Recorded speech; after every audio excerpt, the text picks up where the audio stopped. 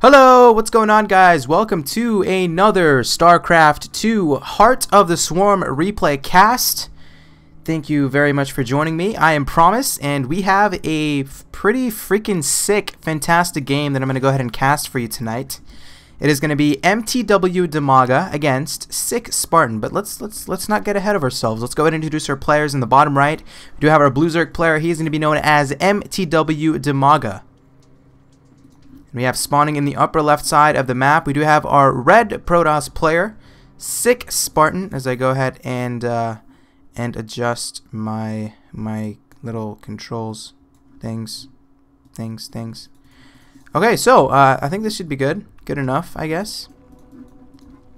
But DIMAGA and TT1, of course, DIMAGA has been hammering out non-stop Heart of the Swarm replays. I think he was doing something like a 24-hour cast, maybe even like a 48-hour cast of non-stop ladder on Heart of the Swarm. So definitely a player that's been getting in a lot of practice and trying to understand the new units and what they exactly do. TT1, kind of a little bit similar to DIMAGA, has been playing a load of games and streaming some of it, in fact. So of course, if you guys want to check out his Twitch channel, twitch.tv, I think it's TT1. I might have actually just completely butchered that plug. I think it's twitch.tv/TT1. Maybe ROOTTTOne. I don't know, guys. Just go find out for yourselves. Anyway, both players very, very high skilled. One of the better players in the previous version of StarCraft 2, which is, of course, Wings of Liberty. But this is a different game. This is not the same kind of game. It's definitely a lot different for Protoss. Not really getting the better units in this expansion. Zerg and Terran are kind of satisfied. Well, Zerg and Terran are a little bit more than just satisfied with the units that they received in the beta. Going to be very fun to see what they do with the new units. But so far, let's talk a little bit about the openings. DIMAGA looks like he's not going to go for any kind of quick hatchery. Pylon is already in position there for TT1. Completely going to deny that this is something that Protoss players do on a basis. Wings of Liberty, Heart of the Swarm, whatever this may be, just deny that expansion. There's no reason not to. This makes it such a pain in the butt for Zerg players to expand. But yeah, I mean, very, very nice decision for DIMAGA to go for a very quick pull. Queen is on its way. 4 lings in production will be able to completely murder out that pylon. But in the base of TT1, Payam Toyam, what you doing, bro? T is expanding. Okay, he's just expanding, cool. But he's going for I think that was a Nexus first from TT1, if I'm not mistaken. But anyway, Forge is on its way. There's the gateway getting started for TT1. Nexus is about to complete as well. No kind of gases have been taken yet in the main. Should definitely see that very, very soon here in the game. But PvZ is a very interesting matchup right now in the beta of HotS. Protoss players have kind of been experimenting a little bit with the Oracle, trying to do some kind of, I think, the Entombed ability to deny any kind of Zerg mining in their expansions. That's definitely something that's creative and somewhat useful in the early stages for Protoss.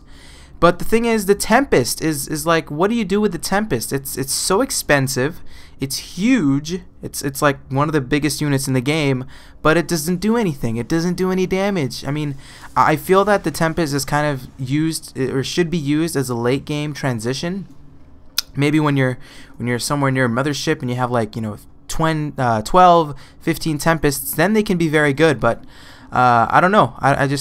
Players still need to experiment a little bit more to see exactly what they can do with the Tempest. But so far, DIMAGA just getting his very standard quick 3-hatch play. Getting some drones, producing the drones, getting his gas. Of course, the gas is most likely just going to be for metabolic boost here for DIMAGA. Nothing out of the ordinary at all. And TT1 is just expansion. His expansion is done. So TT1 has some options. He can either go for quick 4-gate pressure, which I've seen a lot of players do. But oh my god, look at this. This is so interesting by TT1. Going for very quick use of Chrono Boost on these gateways. Going to warp in, or, you know, get as many zealots on the map as quickly as possible. You know, send a probe out to try to get, you know, proxy pylon on the map and warp in some zealots maybe, or just a scout, I guess. But we're going to have to wait and see. This is just really creative by TT1. This might actually catch DIMAGA a little bit out of position. The production tab shows 4 lings in production. Metabolic boost is started as well for DIMAGA. So I think he has an idea. He must have played TT1 on ladder recently or something, because metabolic boost and lings against 3-4 zealots early on, if he makes, like, you know, 20 lings or something, these zealots aren't really going to do anything. And there it is. So 10 lings in production for DIMAGA. Is TT1 going to try to hit before speed finishes? Once speed is done, these zealots are dead. They're not going to do anything against 14-20 lings. So we're just going to have to wait and see if TT1 is going to make more zealots, or what is he going to do. So there's a cybernetics core on its way for TT1. Okay, this is a really, you don't really see this build a lot. Getting zealots, getting a nexus even, I think, before the cybernetics core. Whoa, third nexus up so quick for TT1 as we see some zealots trying to do some damage against these lings. DIMAGA doing a pretty good job of microing the lings. Not really taking too much damage against the zealots. All the zealots, in fact, are just going to die because DIMAGA has a lot of lings. And there's metabolic boost. Almost going to finish right now for the Zerg player. There it is. So let's look at the tech-wise so far from our players. DIMAGA still hasn't really started any kind of layer tech. He does have an evolution chamber in position. Third expansion has been up for some time for DIMAGA. Looks like TT1 behind this, getting a Stargate, getting his third Nexus, as I mentioned before. That Nexus is so fast. Oh my gosh. Just imagine if DIMAGA just scouts this out. I mean, if we look at his vision, strictly at his vision, he does not see that very, very quick third Nexus. If he just made, like, more lings and just went into this expansion, it would be so bad for TT1. But he does have some, you know, he has four cannons for defense, so he's going to be able to defend against some lings in case of a counterattack. So DIMAGA, you know, he doesn't see this, but TT1 very much on top of it, just getting cannons in position. We do see a mothership core is on its way for TT1. Of course, the mothership core is kind of a cool unit for the Protoss army. You can recall, you can use the Entombed ability, you can use the Purify ability to go ahead and you know, give some energy to your Oracle. And, woo! Oracle is on its way for TT1. So, nice decision there from TT1. I feel like because he's going for this very quick Stargate, double Stargate play from TT1. So, he might be vulnerable to a push from DIMAGA, but DIMAGA is just, you know, playing it the way he's used to. He's just getting a fourth expansion. Career spread looking pretty damn good for DIMAGA at this point, making some drones, getting his infestation pit, getting another expansion. He is going to be on 4 base here, actually 5 base here very, very soon. And that, I guess that's good because TT1 has this very quick third expansion. As we see some Phoenix in production for TT1, getting some cannons here as well for a little bit more of defense. Currently boosting that Warp Gate. Actually, Warp Gate is not even done, so he's just going airplay, making mass Phoenix, making mass maybe Tempests later on if he gets a Fleet Beacon on the map here anytime soon. But this is a very creative style that we're seeing from TT1. I've seen White Ride do this a lot, where he opens with 4-gate Zealot pressure into double Stargate, getting some Oracles, getting some Phoenix, as well as the Tempest. So we'll see if this can be viable in the PvZ matchup here early on in the beta. We'll have to just, you know, take a look on for that. But DIMAGA's expansion is done again. This upper right expansion has completed as well for DIMA. Spire's on its way. We do see more drones in production for DIMAGA. TT1 just going to go ahead and send some Phoenix in here. Really nice harassment here being done by TT1. Props to him. Sending in the Oracle, using the Entombed, as well as using the Phoenix to kind of lift up, you know, some drones that don't really do anything. So nice use there by TT1. Another use of the Entombed. So TT1 is actually all over the map with this Oracle. Of course, you can use the Mothership Core to give the energy to the Oracle and send it straight out. I'm pretty sure that's exactly what TT1 did.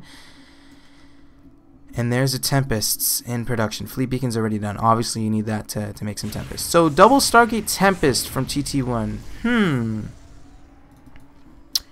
I don't know how this is going to work out for him. Tempest this early can be very, very good. But what can you really accompany it with? Maybe he's just going to go straight up airplay in this game.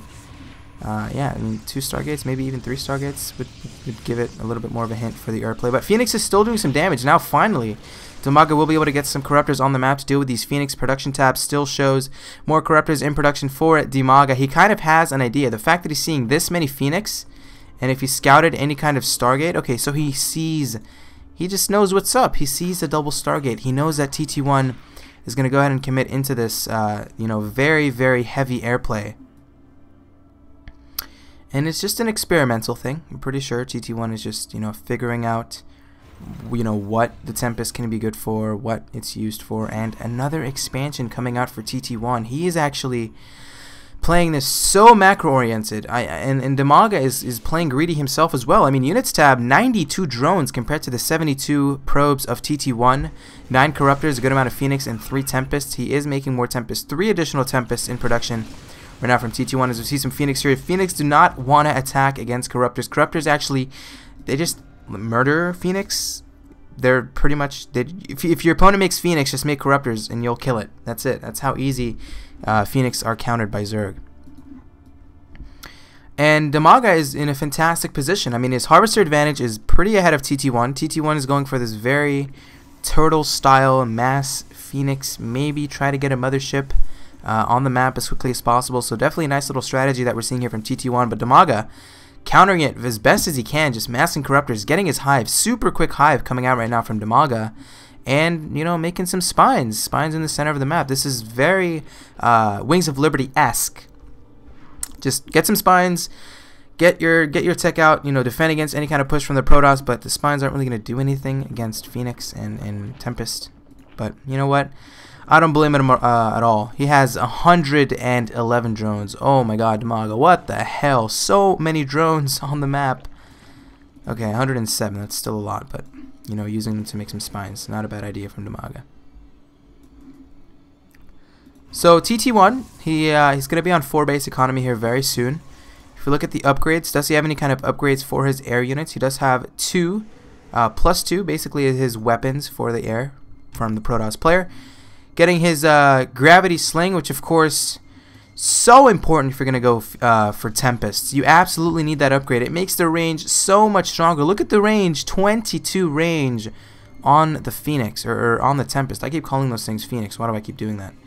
But DIMAGA, he might have a timing. He's moving across the map with a good amount of corruptors. Units tab 17 corruptors against like 7 Phoenix. Now 3 Phoenix only remain right now for TT1. So definitely want to get the hell out of there, TT1. Not going to be able to do anything against this many Phoenix here from DIMAGA. But look at this. Tempests? I don't know. I don't know how to explain this, but I feel like if DIMAGA just makes more Corruptors and TT1 makes Tempests, Tempests aren't going to win. I think Tempests are big and they look gorgeous and everything, but Corruptors are pretty damn good against Tempests. But we'll have to see. I mean, there's a mothership on its way. The Vortex can pretty much change everything and put the tides in the favor of TT1. DIMAGA even expanding again. 6 base at the 17-minute mark is going to be up here for DIMAGA. TT1 still kind of pinned on this 4 base economy. Pretty much mined out in the main. Not a big deal at all. Actually, he's in a fantastic position. The fact that he's able to get 4 bases up this quickly in the game. Continuing to produce these Tempests is going to be TT1. And this is just kind of turtle mode for both players. It's all going to come down to an engagement. If DIMAGA decides to attack, maybe he'll have an advantage. If TT1 decides to attack, maybe he'll have an advantage. There is a Greater Spire on its way for DIMAGA. Getting missile attacks level 3 as well as his Carapace level 3 here for the Zerg units. More Tempest in production. 167 supply for TT1, 97 supply for DIMAGA. So Dima is maxed. He is just ready to go kill some things, and I think he might actually just do that here very soon as he makes his way towards that 4th expansion. TT1 meanwhile will be able to use the energy of the Oracle to go ahead and spot these swarm hosts. Really nice detection there by TT1. Will be able to in fact do a lot of damage against the swarm host. But here comes the attack. DIMAGA looks like he's going to move forward now. A lot of Corruptors. TT1 needs to get off the Vortex. Oh my god, Fungal's going off on all the Tempests. Huge advantage right now for DIMAGA. 172 supply for him, 141 for TT1. So much carnage going down. All the Tempests are actually just dying right now from TT1, falling down to 108 supply. And DIMAGA making 20 additional Corruptors. Okay, that was pretty sad, guys. That was like way in the favor of DIMAGA.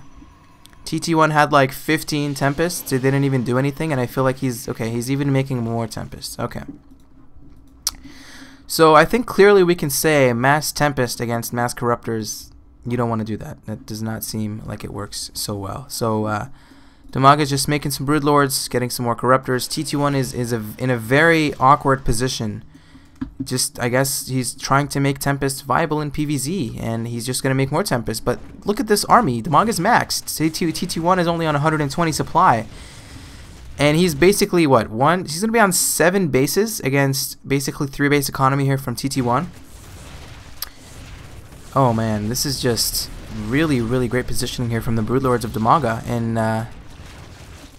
TT1 getting more upgrades, trying to kind of, you know, get his army composition back up to that high critical Tempest number. Only 3 Tempests on the map right now for TT1. DIMAGA will be able to go ahead and kill this 3rd expansion from mTwDIMAGA as we see more Corruptors coming in right now. Corruption is being thrown onto the Tempests, and Tempests just absolutely melt against Corruptors. It's just very, very funny. Tempests, I feel, should be a little bit stronger in my opinion. Corruptors are Tempests are very hard countered here by the Corruptors, and TT1 finds himself now pretty much on 3 base economy as DIMAGA is going to be aiming towards 8 base here very soon. And yeah, it's just it's kind of bad for TT1 at this point. I mean, what's his Phoenix count, or what's his Tempest? Damn it, I keep calling these things Phoenix. What is wrong with me? 5 Tempests on the map. Getting some High Templars as we see more Broodlords and Corruptors here making their way towards the bottom side, which is the 5th of TT1. Good amount of cannons, so I guess he's kind of, you know, or he was prepared for this. Good defense there by TT1. I don't know if they're going to be able to do anything against the range of these Broodlords. Okay, Tempests are good in terms of the range. It looks like they can do pretty good damage against this Broodlord Corruptor composition, but when you have this many Corruptors, Storm going off on the Corruptors, taking out a good amount, but TT1 losing Tempests left and right. It looks like everything's going to go down. You know, huge effort for TT1 for making this happen. I don't know if Tempest is going to be a viable choice against this many Corruptors or these many units here from DIMAGA, but TT1 falling down to 109 supply. DIMAGA pretty much max, can make whatever the hell kind of units he wants to. Throwing in some changelings. GG gets called by TT1, and DIMAGA showing us that Broodlord Corruptor is very, very powerful against just airplay from the Protoss player. So that's going to be it, guys, for that game. I hope you enjoyed it, and check out my YouTube channel for more VODs, and I'll see you guys next time. Peace.